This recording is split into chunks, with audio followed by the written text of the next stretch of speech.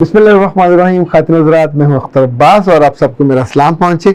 आज हम फोकस तो करेंगे एक दुखी माँ की फरियाद पे कि जिनकी बेटी प्रेग्नेंट है और पिछले 8 माह से उन्होंने अपनी बेटी की शक्ल नहीं देखी।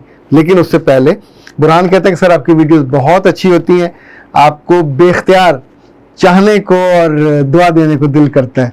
तो मेरे बच्चे ये बेख्तियार नहीं है, मेरे रब ने आपके दिल में डाला होता और आप उस पूरे इख्तियार के साथ ये करते हैं। खदीजा कहते हैं सर आप कहते हैं कमाई करके 4 हिस्से करने चाहिए, तो जिसकी कमाई ही इतनी ना हो वो क्या करे, और इस मामले में आप बताइए आप क्या करते हैं। प्यारे बच्चे, एक बात तो ये रखें कि अल्लाह से सौदा करने की और तिजारत करने की नौबत ही तब आती है जब आपके पास कमाई कम होती है। कल सुबह मैं सूरह आराफ देख रहा था, तो उसमें अल्लाह ने कहा कि मैं कुछ लोगों को, यानी उम्मतों के बारे में जिक्र हो रहा था कि उनको पहले बीमारियों से और आजमाइशों से बिल्कुल, और फिर एकदम से उनको फराखी दे दी। तो वो कहते थे हमारी गलतियों और गुनाहों पे नहीं आई फराखी, वो फराखी भी इनफैक्ट उनके लिए आजमाइश होती है। तो जब भी इंसानों पे रिस्क की कमी होती है तो आमतौर पे ये आजमाइश होती है। अल्लाह उसमें देखता है कि बंदा रिएक्ट कैसे करता है और इसको दूर करने की कोशिश करता है। रिस्क मेरे और आपके बस में नहीं है, रिस्क देने वाले ने तय किया हुआ है कि इतना मिलना है। जैसे ग्रेड 17 का, 18 का, 19, 20 का, हम अगर बादशाह के बेटे भी हों तो ग्रेड की लिमिट तय होती है, उसका रिस्क तय होता है। इसी तौर पे इंसानों का, और रब ये कहता है कि रिस्क इंसानों का पीछा करता है। कोई बंदा अपना रिस्क खाए बिना मर नहीं सकता। तो सियाने तो आमतौर पे यही कहते होते हैं कि अल्लाह मेरे रिस्क में इजाफा कर दे। मैंने जो ज़्यादा समझदार लोगों से सीखा तो वो रिस्क में सिर्फ इजाफा नहीं मांगते थे। एक तो वो दुआ है जो अल्लाह के रसूल ने बताई, अल्लाहुम्मा इन्नी अस्सअलुका इल्मन नाफिअन व रिज़्क़न वासिअन तय्यबन। अल्लाह मुझे रिस्क दे बहुत ज़्यादा, पर हो तय्यब, पाकीज़ा, छुपाना ना पड़े। अगला जुमला है लिसानन ज़िक्रन, मेरी जुबान को अपने जिक्र से यूं रवां कर दे, यूं गीला कर दे जैसे ये पानी से गीला होती है। आप सोचिए, ये एक दूसरे के साथ जुड़ी हुई चीज़ें हैं। इसी तौर पे जब भी कोई अपने रिस्क में से, आप सोचिए अल्लाह के रसूल सल्लल्लाहु अलैहि वसल्लम, उनकी बेगमात और उस दौर के सारे सहाबा क्या करते थे। यानी रिस्क का अगर आखिरी हिस्सा भी मौजूद है, इफ्तारी के वक्त चंद खजूरें या थोड़ी सी चपाती, तो क्या उसको संभाल लेते थे, दे देते थे, मेहमान आने पे दे देते। बेसिकली तो अल्लाह से आप सौदेबाजी या तिजारत कर रहे होते हैं, अल्लाह उसको बढ़ा के देता है। तो जब जब आपका रिस्क कम हो तब तब आपको चैरिटी और अल्लाह की राह में, इससे कहते हैं इन्फाक फी सबिलिल्लाह, अल्लाह की राह में खर्च करना। ये आप कैदियों पे खर्च कर सकते हैं, ये आप मुसाफिरों पे खर्च कर सकते हैं, ये मेहमानों पे खर्च कर सकते हैं, ये अपने अजीज़ों पे खर्च कर सकते हैं, ये दोस्तों पे खर्च कर सकते हैं, ये अपने वालिदैन पे खर्च कर सकते हैं, ये जो भी आपके आसपास कमज़ोर होते हैं लाइक आपके मुलाजिम, उन पे खर्च कर सकते हैं। ये सारा इन्फाक है जिसमें जवाबन पैसा नहीं आएगा, जवाबन रिस्क आएगा, जवाबन बरकत आएगी, जवाबन तसल्ली आएगी, जवाबन खुशी आएगी। अच्छा, बहुत से लोग हैं जो सिर्फ दुआएं करते हैं, एफर्ट नहीं करते, तो हर दुआ के साथ जुड़ा हुआ है। किसी ने अल्लाह के रसूल से पूछा था कि तवक्कुल कैसे करें, तो तवक्कुल हम तो यही समझते हैं कि एक जगह बैठ जाएं और फिर तवक्कुल करें कि अल्लाह ताला हमें दे देगा। तो आपने फरमाया कि ऊंट का घुटना बांधो, फिर उसे छोड़ो और तवक्कुल करो अल्लाह पे कि वो महफूज रहे और तुम्हारी हद में रहे। अदरवाइज आप ऊंट का घुटना भी ना बांधो तो वो तो फिर कहीं से कहीं निकल जाएगा।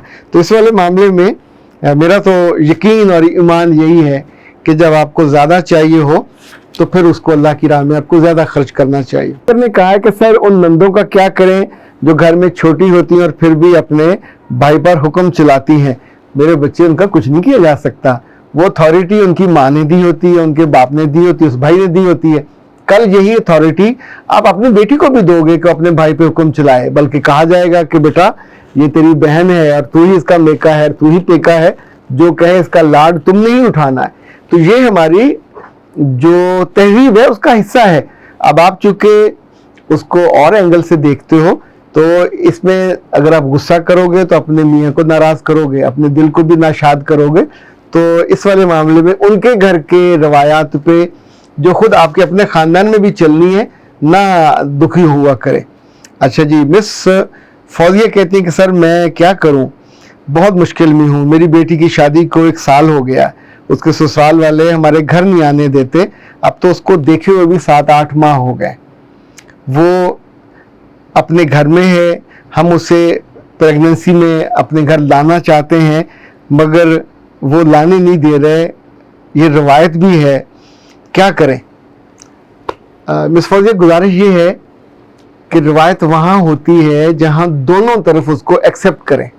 جیسے لین دین میں ہوتا ہے، کچھ چیزوں کو ایک گھر ایکسیپٹ نہیں کرتا تو وہ روایت نہیں مانی جاتی. روایت وہی ہوگی جس پہ دونوں متفق ہوں. عام طور پہ روایت یہ ہے کہ سسرال والے کنجوس مکھی چوس ہوتے ہیں اور لڑکی کی پریگننسی کے خرچے نہیں اٹھانا چاہتے. ڈاکٹر کا وزٹ اس سے بھی انہیں مفاد پڑتی ہوتی ہے، تو وہ ماں باپ کہیں نہ کہیں تو بھی اسے تنگ کر کے بھیج دیتے کہ چلی جا. لیکن آپ والے کیس میں الٹ ہو جائے گا.